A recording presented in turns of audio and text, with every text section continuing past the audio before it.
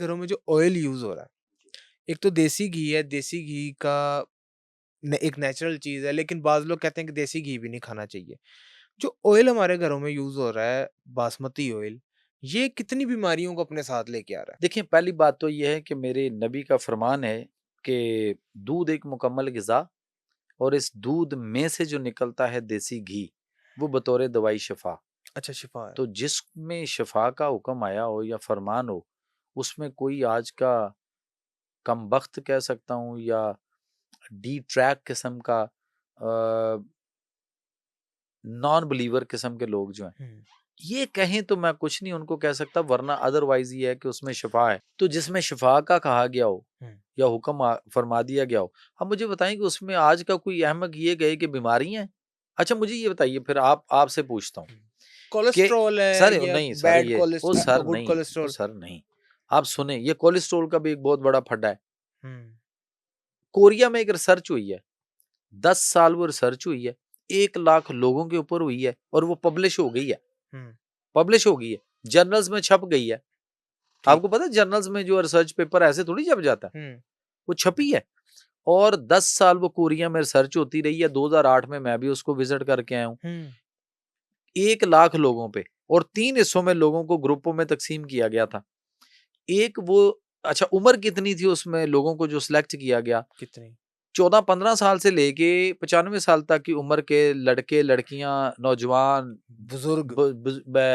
फिर उसके बाद चाचे, हम्म। फिर उसके बाद और माइया। बड़े अंकल, फिर उसके बाद और आगे अम्मा बाबे आ गए, फिर और ओल्ड एज आ गए। यानी ये सारों को इकट्ठा रखा गया, और इनको फिर 3 ग्रुपों में तकसीम किया गया, और सब में सारे शामिल थे। हम्म। हर एज ग्रुप, यानी 14-15 साल से लेके 95 साल तक के लोगों को 3 ग्रुपों में तकसीम किया गया। एक ग्रुप जो था, उनका जो उन्होंने ना वो कोलेस्ट्रोल वगैरह चीजें नीचे रखने की वो उनकी कोशिश रही, और एक को मिड में रखा, और एक जो था उनको हाई में रखा। ठीक। एंड पे रिसर्च क्या कहती है कि कोलेस्ट्रोल बढ़ गया, खुशियां मनाएं। ठीक है, लंबी जिंदगी के लिए कोलेस्ट्रोल बढ़ाएं, ये रिसर्च का वो थीम है, एंड का उसका और यहाँ फाइनल। पे हमारे कम करने के तुले होते हैं। अच्छा, अब मैं बताता हूं उसमें, ये जो जिनका ज्यादा था, जी। जिनका ज्यादा था, डेथ रेट सबसे ज्यादा कम उनमें था। जिनका हाई कोलेस्ट्रोल था, ज्यादा रखा गया, उनका कोलेस्ट्रोल ज्यादा होने की वजह से उनके अंदर डेथ रेट कम था। और जिन्होंने कोलेस्ट्रोल को लो रखने की कोशिश की, डेथ रेट उनमें ज्यादा था। तो फिर क्या करना चाहिए हमें? यहाँ तो दवाइयां बिक रही हैं। आपको पता ही है, अभी उसकी रिपोर्ट आई है WHO की, उन्होंने कहा है कि पाकिस्तान वाहिद मुल्क है दुनिया का ऐसा जहां पे अक्सरियत डॉक्टर्स की, यानी 90% अबव, इस तरह कोई वो फिगर है कि उसमें जो है वो डॉक्टर जो हैं वो मरीज की रिक्वायरमेंट के मुताबिक नहीं, बल्कि कंपनियों की रिकमेंडेशन पे दवाइयां लिख रहे हैं। ये रिपोर्ट आई है। उसको मुख्तलिफ हमारे चैनल, जो मीडिया, हमारे डिफरेंट टीवी चैनल्स और सारे, उन्होंने उसको उठाया। क्यों ऐसा हो रहा है? क्या वजह है? वजह क्या है? वजह यह है कि आप डॉक्टर हैं,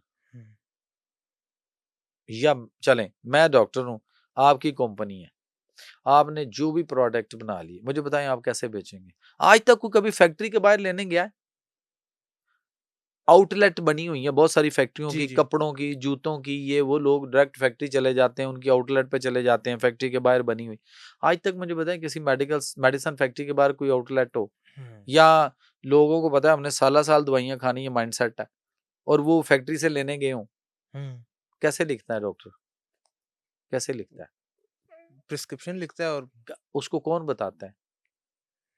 आप किसी डॉक्टर के क्लिनिक पे विजिट करके देख लें, 10 पेशेंट बैठे होंगे और 35 बार पैंट कोट टाई के साथ मेडिकल रैप, हर कोई आके अपना सलूट मार रहा है, और सर मेरी लिखो, सर मेरी लिखो, सर साड़ी लिखो। सर ये बड़ा ज्यादा मेडिकल रैप, इसको कौन देखेगा? इसको कौन पूछेगा? इसको कौन धक्का लगाएगा?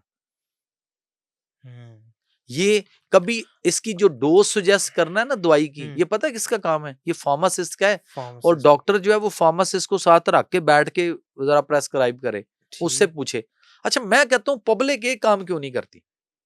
आपके पास जो भी आप दवाइयाँ खा रहे हैं, आप ज़रा वो जो प्रेस्क्रिप्शंस है, नुस्खा है, वो आप मेडिकल स्टोर पे दवाइयाँ लेने तो जाते हैं, तो आप वहाँ जो वो जो भी सेलमैन है, आप उसे कहें कि सर जो आपका फार्मासिस्ट है, इसके साथ ज़रा मुझे एक सिटिंग करनी है। आप उसका नंबर लें उनसे, उनको फ़ोन करें और यकीन करें फार्मासिस्ट आपकी इस कदर पोलाइट और इतना मीठा सुनेगा आपकी बात, वो खुश हो जाएगा कि मुझे किसी ने मुझे काबिल समझा। किसी ने इस काबिल तो बनाया, मुझे किसी ने ये तो समझा। आप उसे कहें ना मैं आपको 500,000 रुपया फीस दूँगा, वो कहेगा भाईजान मुश्किल नहीं, रखो। आप मेरे पास आओ, आप मेरे पास इसी मेडिकल स्टोर पे आ जाना इतने बजे। वो कहेगा सर मैं आपको मुफ्त में टाइम दूँगा, मुफ्त में मिलूँगा, इतना वो खुश होगा।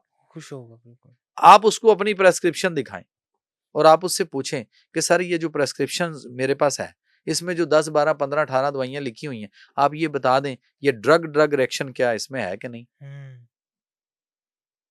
सर आपको लग पता जाएगा कि वो आपको जब गाइड करेगा कि ये तो कितनी दवाइयाँ किसके साथ नहीं खानी,